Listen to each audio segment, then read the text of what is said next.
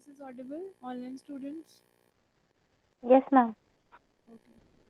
I think we can start today's lecture because it's a bit lengthy. So we are going to discuss about predicates and quantifiers today.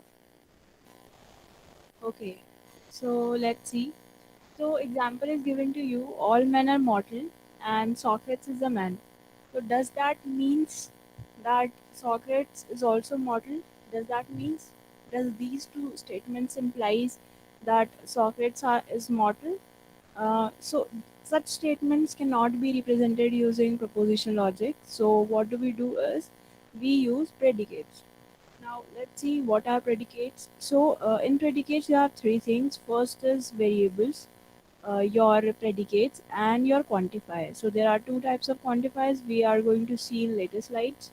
First is variable, second is predicate. Now another term is proposition function. So proposition function is a generalization of proposition. It contains a variable and a predicate. So this is predicate px, mx, and variable is x, comma y, comma z. These are all variables.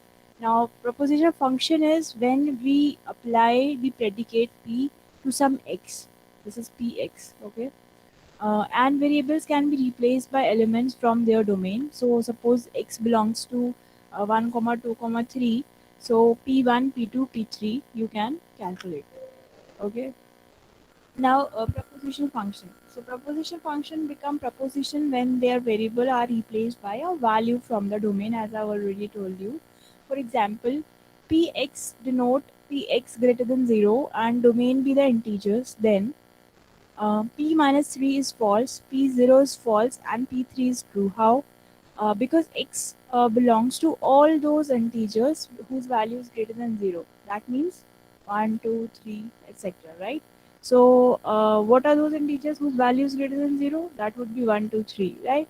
And if I say you want to find out the value of p minus 3, so that is false. Why? Because it states that px denotes all x greater than 0, right? So what would be the value of p minus 1? That would also be false. Okay. Now another example is x plus y is equals to z, be denoted by r x comma y comma z. So this is a predicate, and u for all the three variables be the integers. So value of x, value of y, and value of z would be taken from u, and u is nothing, it is just a set of integers. Okay. Now given to you, a predicate that is given to you is x plus y equals to z. Now first example, first is given to you is r2 comma minus 1 comma 5. So you have to tell me whether it's true or false.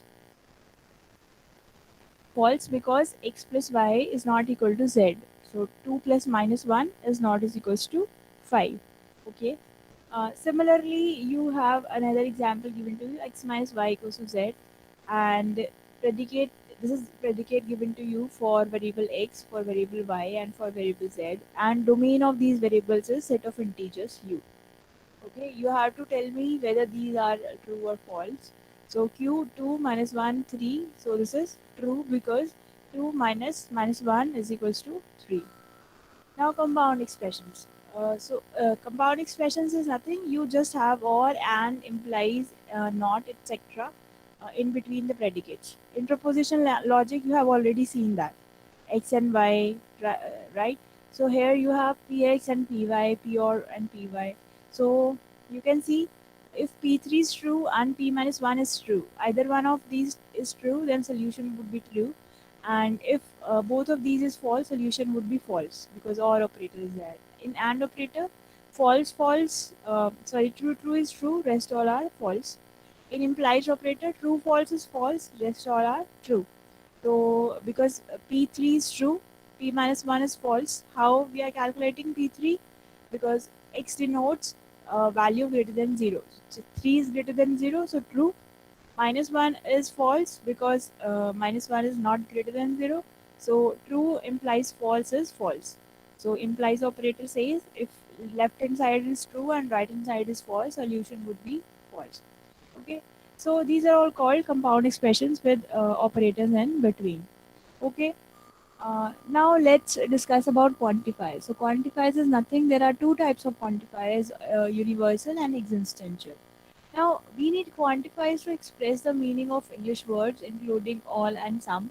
For example, all men are mortal. So if I want to say something about all, about everybody, okay, then I will use universal quantifier. If I want to talk about some, for some people, that statement is true, I will use existential quantifier. And the symbol for all is this, the symbol V-shaped symbol, and for all existential quantifier symbol is opposite E. Okay. Now, for all x px, what does this means for all x px? What does this means is this shows that px is true for every x in the domain. Now, for all x px, this means uh, x px is true. This px predicate is true for every x in the domain. In what domain? That domain is given to you. For example, in previous example, domain was set of integers. So x should be px should be true for all the integers, right? And next is this there exists. So in there exists, if either one of the px is true for any at least one of the x, then you can say that for all x px is true. Okay. So this is the difference between universal and existential quantifier. So I hope up till now everything is clear. Any doubt in this, online students?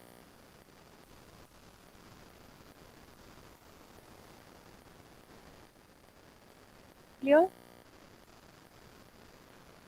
आपको? Online students? Yes, ma'am. Okay.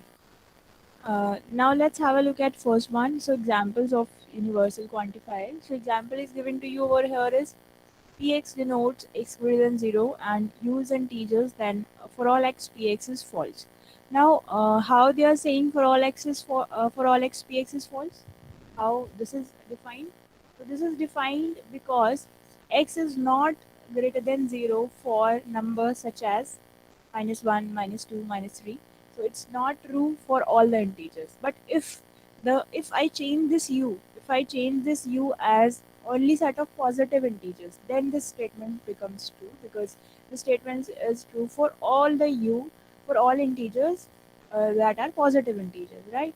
So in that case, for all x px is true. Otherwise, for all x px is false. Okay. Similar is the case with existential. So first statement is true or false in case of existential quantifier. If I write over here, there exists x px. So this is true or false over the set of integers. You have to tell me. Use a set of integers, x greater than 0 is given to you, and I'm asking there exists px is true or false.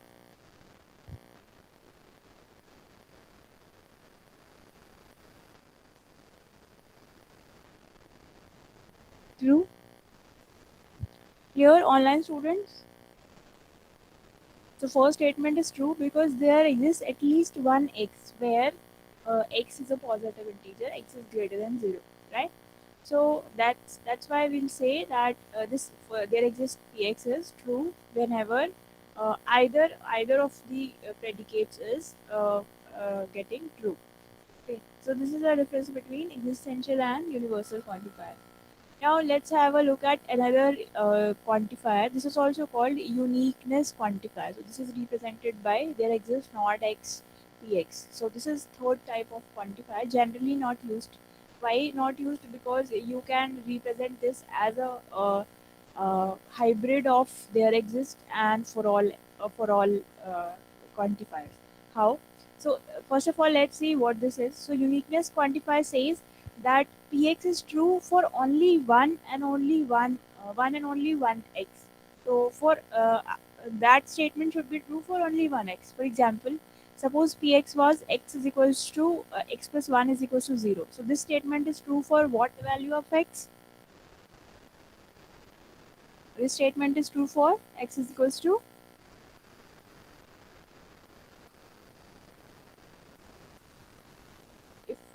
x plus 1 is equals to 0 is true for what value of x? -1. Minus 1, right? So if x is minus 1, so this statement becomes true. So only for one x, this statement is true. So now we can use this uniqueness quantifier. So we will say that there exists not x, px is true. Now another way of representing this is this over here. Now you can see uh, py implies y is equals to x. Okay, so this also means that is not really needed because if you replace this expression with this expression, this also means that the same. How? So there exists x, there exists at least one x, such that px predicate predicate x, and for all y, py implies y is equals to x. So if you change this one and only one x, so either only one x exists, so you can also replace this with this whole lengthy statement. Okay, if you calculate the truth value of first one and second one, you will find the same result. Okay, then you have okay, thinking about quantifiers is nothing. It's just you are how you are going to say that for all x, and how you are going to say that there exists dx. So to evaluate this, so for all x, you need to check all the values of x, right? So if you have found at least one value of x that is false, you will stop right away. Okay, and then you will say that statement is false, predicate is false. Now, if you find out that there exists, you need to check only first. Whenever you get first px that is true, you will stop right away and you will say that statement is true. Okay, px there exists px is true, right? Because for all x, you need to check all the x's for it to be true, right? Okay, then properties of quantifiers. So truth value of there exists px, and for all x, px depends upon the proposition function px and on the domain u. For example, if u is a positive integers and px is a statement x less than 2, then there exists x px is true, but for all x px is false, right? So x less than 2 is not true for integers like 5, 4, 6, right? So for some positive integers, x less than 2 is not true, right? So there exists px is true, but for all x px is false. So if you need to check for all x px is false, you just need to find out first x. Or and if you want to say that for all x px is true, you need to check all the x values, right? For that statement to be true. Now, precedence. Because we have studied precedence in case of proposition logic, so you have to tell me if I have a negative operator and I have a suppose and operator, so whose precedence is higher? If I write A and B, sorry,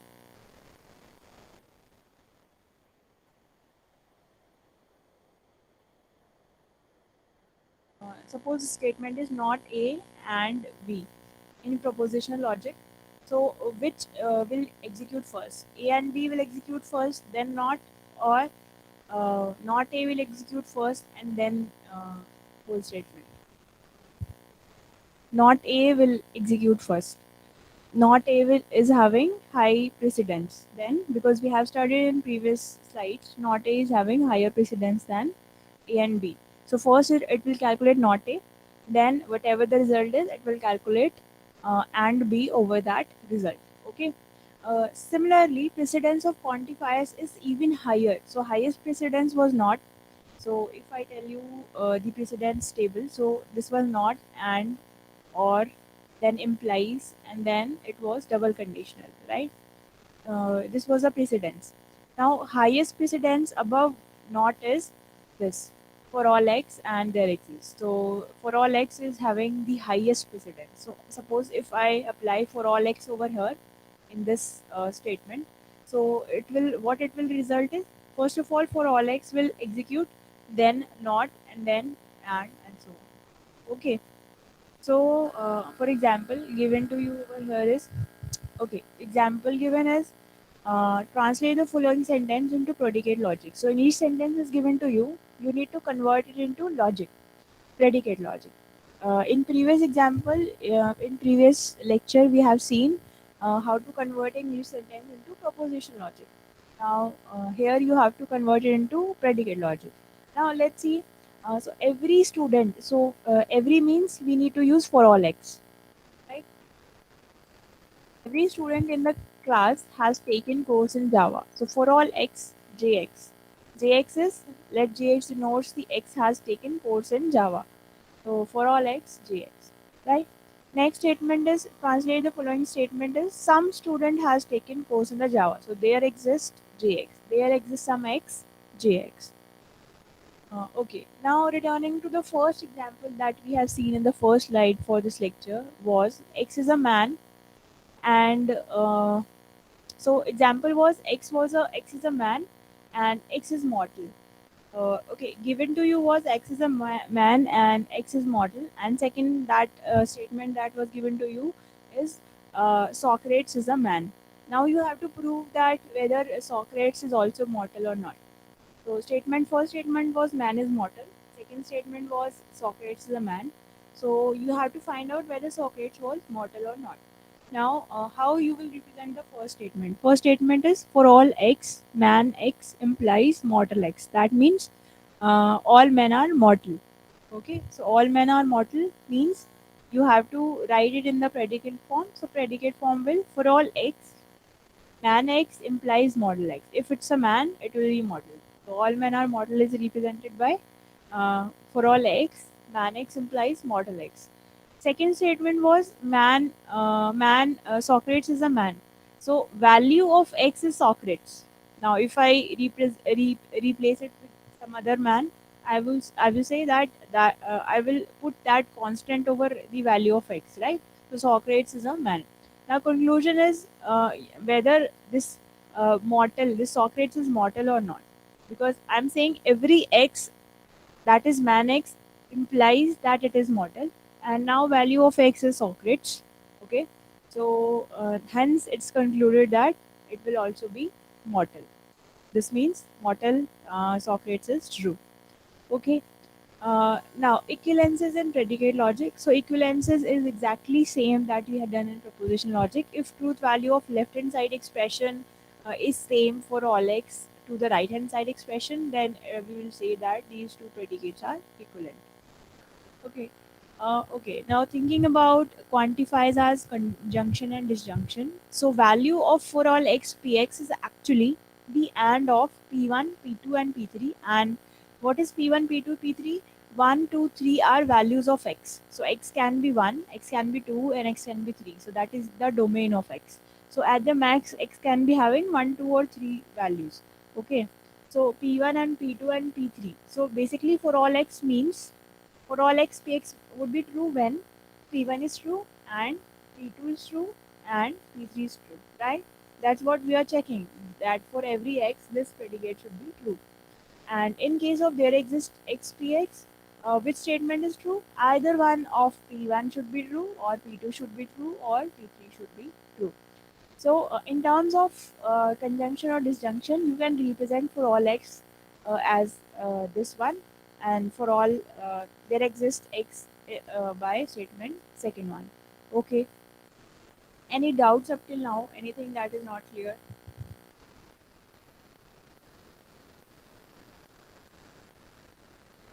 Online students, this thing is clear.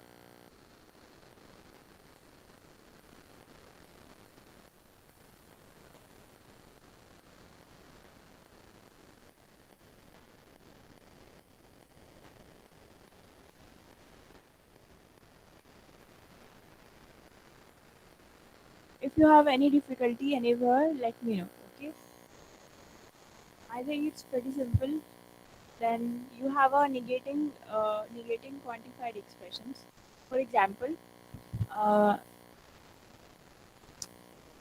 not for all x jx is equivalent to there exists x not jx. This is very very important. Not is converted to there exist. Okay, why this is converted? This means, for example, statement was uh, for all x jx. Statement was every student in your class has taken a course in Java. Suppose for all x jx was. So X has a and JX is, suppose X has taken course in the Java, and the statement was, it is not the case that every student in your class has taken Java. So it is not the case. So negation, and every student has taken Java. Okay, so this is your statement. Now another way of representing this is, there exists some student who has not taken Java. One and the same thing. There exists at least one student who has. There exists some student who has not taken a course in Java. So for all X is converted to there exist when we take negation of it. Okay. If you negate the whole sentence, for all will get converted to there exist. Now negating quantified expressions again. So okay, let's have a look at De Morgan's law. So this is what your De Morgan's law states, that if you negate a for all x px, you will get there exist x such that not px, not px. So this will be negated and this will be negated. So this part is negated. So for all x is negated to there exists, and there exists would be negated to for all. Okay, so this is your De Morgan's law for quantifiers. Now, translating English to logic. A question that is given to you in exam, you will find such questions like, some student in the class has visited Mexico. So there exists some X who has visited Mexico. Okay, so there exists. Okay, let's see a nested quantifier. So nested, this one is important. So nested quantifiers are often necessary to express the meaning of sentences in English as well as important concepts in CS and mathematics. Two quantifiers are nested if one is within the scope of other. For example, so there exists every real number has an additive inverse. So every real number has an additive inverse. And how you would find additive inverse? If you add two numbers and you get zero, that is additive inverse. So if you talk about two numbers, so one would be nested inside other, right? So x plus y is equals to 0. So if x plus y equal to 0, and for all x there exists some y, that means for every real number there exists some number that is also a real number, and if you add those two you will get 0. Okay, so this means every real number has an additive inverse. You can represent this by this statement. Okay, this is clear everyone, online students? Yes, ma'am. Okay, okay. Again, one and the same thing that we have discussed already. Loop, first you have to loop through inside y, that is you have to check for all y's, then you have to check for all x, then only this whole statement is true. Okay, and in case of there exists, you have to check for you have to say, you will say that whenever this there exists y will give you false, in that case you will stop right away and you will say that whole statement is false. Okay, uh, okay, then order of quantifiers. Now one thing is very very important, that if you change the order, statement changes. For all x, for all y, pxy, and for all y, for all x have the same truth value, but for all x there exists y is not equal to there exists y for all x. Okay, so if there are same quantifiers and you change the order, for example, for all x for all y, and you change for all y for all x, in that case values doesn't change.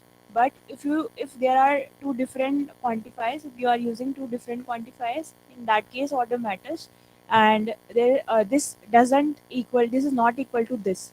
Why not? Because first you will execute there exists y, whatever it is returning, then you will execute for all x. Okay, so order matters. Okay, example is given to you. You have to do not look at the solution, just have a look at the final answer. Just have a look at the question only. For example, pxy is given to you, x dot y equal to 0. Now you have to tell me, for all x for all y, pxy is true or not.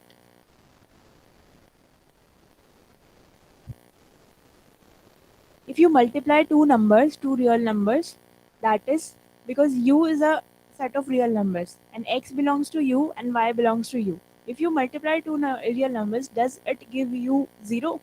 No, it doesn't, right? So this is false. So for all x and for all y, this is false, right? But if you check, there exists y. So there exists some y. So for all x, for every x, is there any number that you multiply with y and you get 0? Is this true? Then this is true. Okay.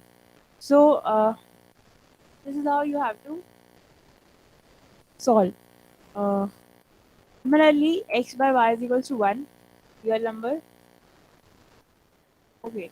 Now quantification of two variables. So this table is given to you to tell you if if they are applied in sequence. For example, first for all is apply and then their exists applied.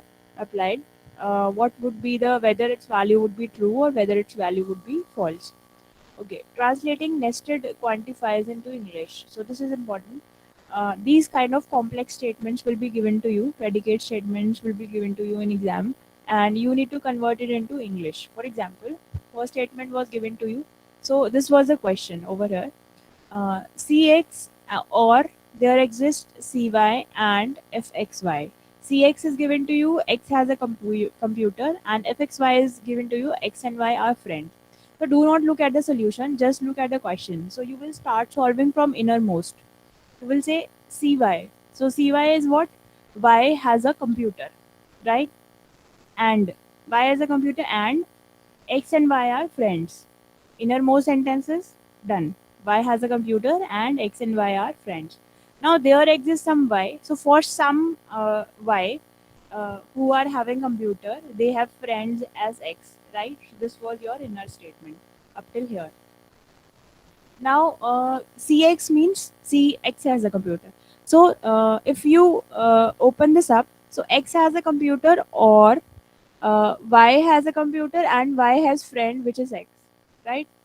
Now, for all x, so every x, this is true. For every x, this is true. This means either every x has a computer or there exists some y where x and y are friends. Either friend of x has computer. So either x is having computer or fx of x and y are friends and x is having computer, right? So this is your whole sentence. So given so if you write it in English, every student in your school either has computer or is having a friend who has a computer. Okay, you do not need to write x and y in English. Okay, this statement is clear, everyone.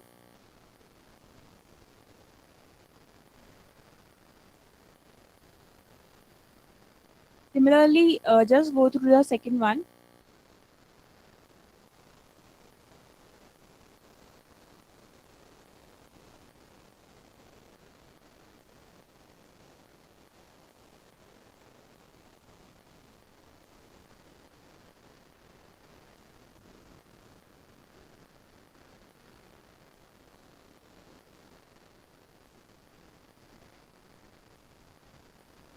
Okay. Translating mathematical statements into predicate logic. So just go through this example yourself, and if you feel any difficulty, we'll discuss in the next class also. Okay, try solving each and every example given in the PPT. Solving it yourself. Try solving it yourself. Okay.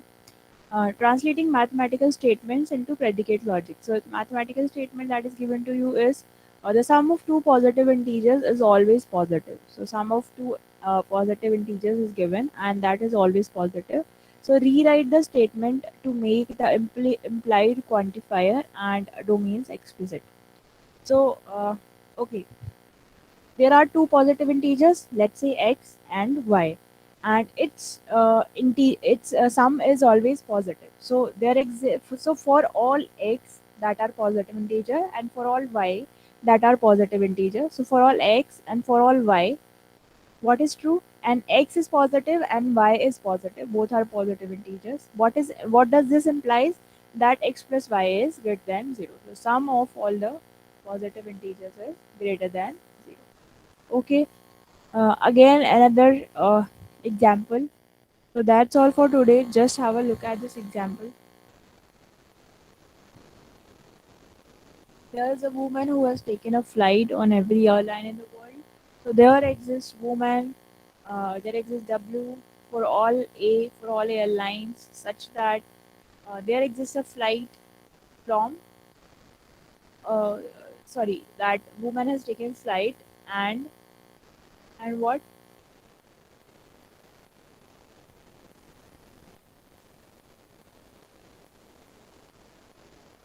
flight of that airline. Okay, so that would be all for today. Any doubts you can ask.